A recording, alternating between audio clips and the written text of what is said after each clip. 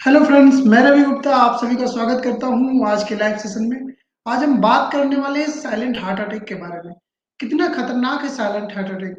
शरीर में क्या लक्षण दिखते हैं और किसे है सबसे ज्यादा खतरा? इन सभी सवालों के जवाब जानेंगे हम अपने एक्सपर्ट से। इस पर चर्चा करने के लिए आज हमारे साथ हैं वरिष्ठ international cardiologist doctor Shalini Garg, Metro Mas Hospital Jaipur से। Good afternoon ma'am. Good afternoon Ravi. Ma'am, पहले तो हम जानेंगे हम साइलेंट हार्ट अटैक है क्या?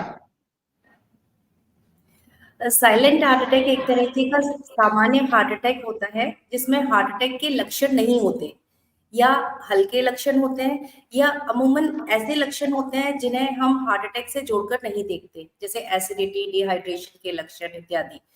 तो ये हार्ट अटैक के लक्षण तो होते नहीं है, लेकिन ये नुकसान उतने ही करता है जितना नॉर्मल हार्ट अटैक होता है। Okay ma'am. Ma'am, silent heart attack का कारण क्या है?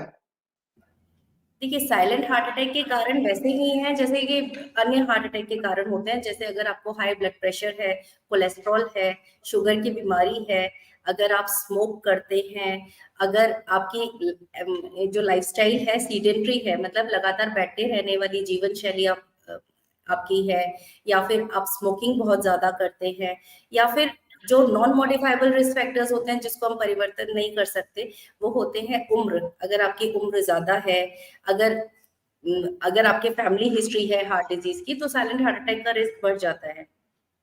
Okay ma'am. Ma'am, silent heart attack का पता कैसे चलता है या कैसे चले? देखिए, आमतौर पर जो लक्षण होते हैं वो हल्के होते हैं। जैसे सीने में दर्द इतना तीव्र नहीं होता जितना नॉर्मली होता है। और जैसे अगर सीने में दर्द हो रहा है वह तीव्र नहीं है, बाह में, जबड़े में, पीठ में ये दर्द जा सकता है, हल्का दबाव सा महसूस होता है, जी मिचला है, और ठंडा पसीना आना जो कि आमतौर पर सामान्य एक्टिविटी में नहीं होता। तो अगर आपके हल्का पसीना अचानक से आ रहा है, आपकी सांस अचानक से फूलने लगी जो कि सामान्य गतिविधियों में पहले नहीं फूलती थी, तो इन सभी लक्षणों से सामान्य हार्ट अटैक का पेशेंट पता लगा सकते हैं। और यह, अगर उनको ऐसा लग रहा है कि ये सामान्य हार्ट अटैक है और वो हॉस्पिटल गए, तो हॉस्पिटल में हमें पता ईसीजी और इकोकार्डियोग्राफी के थ्रू पता चलता है। और कुछ ब्लड टेस्ट भी हैं जिसमें वो एंजाइम्स टेस्ट होते हैं जिस जो कि हार्ट मसल के डैमेज होने पर रिलीज होते हैं, वो ब्लड टेस्ट करने पर।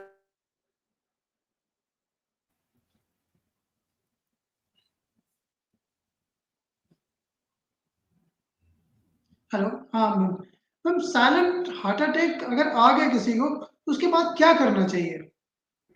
देखिए, सामान्य अगर ये साइलेंट हार्ट अटैक किसी को आ गया है, तो आजकल मार्केट्स में कई प्रकार की किट्स अवेलेबल है जिसमें खून पतला करने वाली दवाइयां, जैसे इकोस्प्रिन, क्लोपिडोग्रिल और स्टैटिन का कॉम्बिनेशन होता है।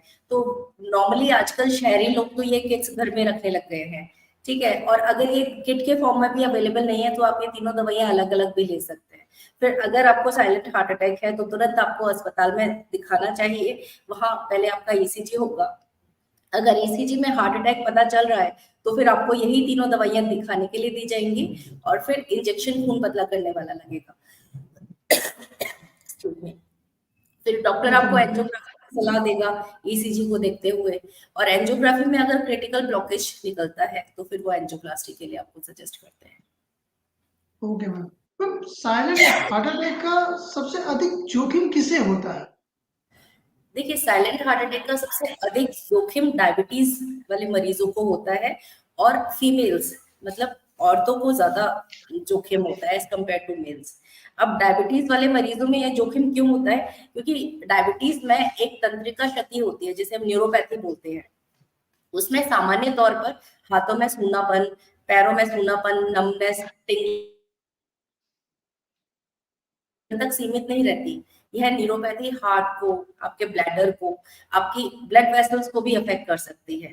तो जब यह न्यूरोपैथी इन चीजों, इन लोगों, इनको इफेक्ट करने लग जाती है, तो आपके जो चेतावनी संकेत हैं वो आपको नहीं मिलते। मतलब जैसे हार्ट अटैक में सीने में दर्द होता है तो वो आपको पता नहीं चलेगा, बहुत ही माइल्ड हार्ट सिम्टम्स होंगे तो आपको पता नहीं चलेगा। मतलब आप इस तरीके से सोच सकते हैं कि ये एक तरीके का म्यूट बटन है। मतलब आपके सारे के सारे सिम्टम्स पर किसी ने म्यूट बटन रख दिया है, तो आपको कुछ पता नहीं चलता। लेकिन जो खतरा है वो और भी ज्यादा इस कारण से बढ़ जाता है, क्योंकि आप किसी भी चिकित्सक की सलाह नहीं लेते इस कारण से। Okay ma'am. मैम, अक्सर देखा जाता है कि जो हार्ट अटैक होता है वो उसके सिम्पटम पता चल जाते हैं, जैसे सीने में दर्द या कुछ उसके सिम्पटम थोड़े बहुत दिख जाते हैं, पर साइलेंट हार्ट अटैक में ऐसा कुछ नहीं होता, जैसे कि इसका दर्द क्यों नहीं पता चलता?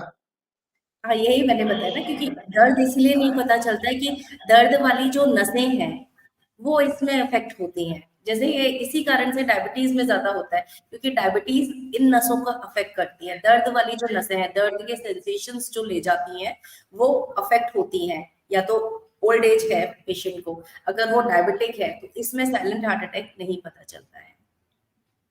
Okay ma'am. मैम क्या महिलाओं में साइलेंट हार्ट अटैक का खतरा ज़्यादा होता है? हाँ, महिलाओं में साइलेंट हार्ट अटैक का खतरा पुरुषों के मुकाबले ज़्यादा है। यह उल्टा है, मतलब नॉर्मली वैसे हार्ट अटैक का खतरा पुरुषों में ज़्यादा होता है महिलाओं के कंपैरिज़न में, महावारी से पहले। महिलाओं में महावारी से पहले हार्ट अटैक का खतरा कम होता है, क्योंकि एस्ट्रोजन हार्मोन उनको प्रोटेक्ट करता है।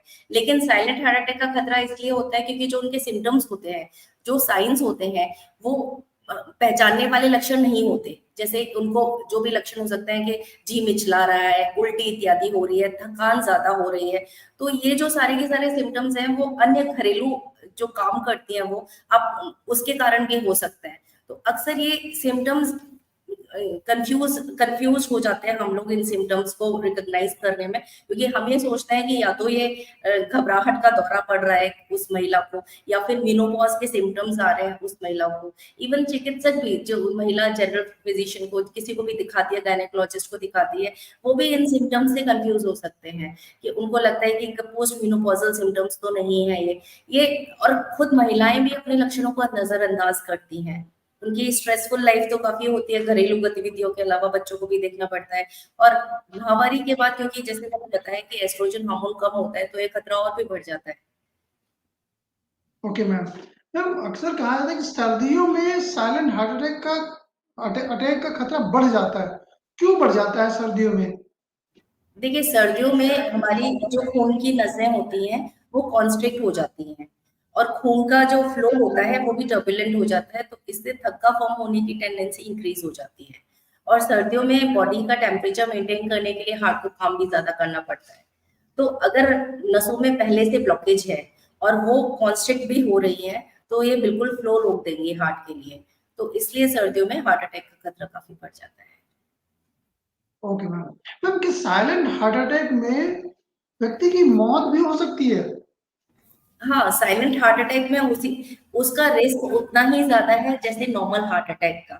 लेकिन क्योंकि हम इसको रिकॉग्नाइज़ नहीं कर पाते, पेशेंट इसको रिकॉग्नाइज़ नहीं कर पाता, इस कारण से यह सीधे मृत्यु भी कर सकता है। जैसे हमने अक्सर सुना होगा कि सोते-सोते अचानक से डेथ हो गई और उसको साइलेंट हार्ट अटैक हुआ। तो अक्सर ये साइलेंट हार्ट अटैक मृत्यु ही करता है, क्योंकि चिकित्सक को दिखाने का टाइम तक ही नहीं मिल पाता। अगर मरीज सिम्पटम्स को रिकॉग्नाइज नहीं कर पाता, उसको हार्ट अटैक हो गया, तो दूसरा हार्ट अटैक आने, दवाइयां उसने कुछ ली नहीं, तो दूसरा हार्ट अटैक आने के बाद खतरा और भी ज्यादा बढ़ जाता है। तो ये सिम्टम्स नहीं रिकॉग्नाइज कर पाने के कारण ये खतरा काफी ज्यादा इंक्रीज हो जाता है। Okay ma'am. मैम अब लास्ट में जानना चाहेंगे मैम, साइलेंट हार्ट अटैक से बचाव के लिए क्या करें किसी से साइलेंट अटैक आए ही ना? देखिए, साइलेंट हार्ट अटैक से बचाव के लिए सबसे पहले तो आपको अपना लाइफस्टाइल मॉडिफिकेशन करना पड़ेगा। जो आहार है, वो आप बैलेंस्ड न्यूट्रिशन प्लस स्वस्थ आहार लें। जैसे कि अपनी डाइट में होल व्हीट को इंक्लूड करें। होल व्हीट ब्रेड खानी है, ओट्स खाने हैं, अधिक मात्रा में फल सब्जियों का सेवन करें, और मछली, चिकन, बीन्स इत्यादि का जो प्रोटीन का स्रोत है, इसको इन्वॉल्व करें। एग्स है, एग का व्हाइट पोर्शन नहीं, व्हाइट पोर्शन ही लेना है, ये येलो पोर्शन अवॉइड करें। फिर उसके बाद एक्सरसाइज, नियमित रूप से एक्सरसाइज करनी है। जो एक्सरसाइज की गाइडलाइंस जिस हिसाब से कहती हैं कि 150 मिनट की एक्सरसाइज हर हफ्ते करनी है आपको, मॉडरेट एक्टिविटी की एक्सरसाइज, जिसमें तैराकी आती है, तेज गति से चलना आता है, साइकिलिंग आती है, और हफ्ते में कम से कम 2 दिन वेट रेजिस्टेंट एक्सरसाइज जिसे बोलते हैं, जिसमें मांसपेशियां मजबूत होती हैं, वो वाली एक्सरसाइज करनी है।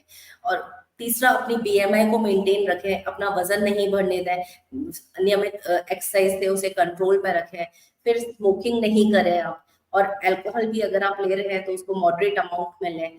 फिर नियमित आपको स्वास्थ्य जांच करवाते रहनी चाहिए। 40 साल के उम्र के ऊपर अगर आपकी उम्र है तो साल में कम से कम एक बार आपका चेकअप होना चाहिए। मतलब you should know your numbers. आपको अपने blood pressure, pulse rate, cholesterol, sugar का लेवल पता होना चाहिए। फिर अगर आपको फिजिशियन द्वारा कोई दवाइयाँ प्रिस्क्राइब्ड है तो उनको रेगुलर आपको लेना है। ऐसा नहीं कि जब मन चाहे तब ले लिया या जब अचानक से घबराहट होने लगी तब ले लिया। उन दवाइयों का नियमित सेवन बहुत जरूरी है। फिर कई रेस्पिरेटरी एक्सरसाइज होती हैं, मेडिटेशंस होते हैं तनाव से दूर रखने के लिए, वो चीजें करनी चाहिए। फिर पारिवारिक इतिहास पर भी हमको ध्यान देना चाहिए कि अगर फैमिली हिस्ट्री है आपकी, अगर फादर या मदर में अर्ली एज में मतलब 55 साल से ऊपर की एज में हार्ट अटैक हो गया है तो आपको हार्ट अटैक आने का और ज्यादा रिस्क होता है।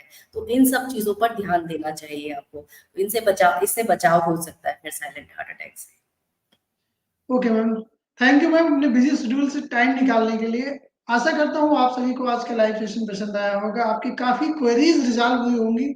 अगर कुछ डाउट या क्वेश्चंस हैं तो आप हमारे कमेंट सेक्शन में जाके अपने क्वेश्चंस ड्रॉप कर सकते हैं, जिसका हम अपने एक्सपर्ट से जवाब लेके आप तक पहुँचाने की कोशिश करेंगे।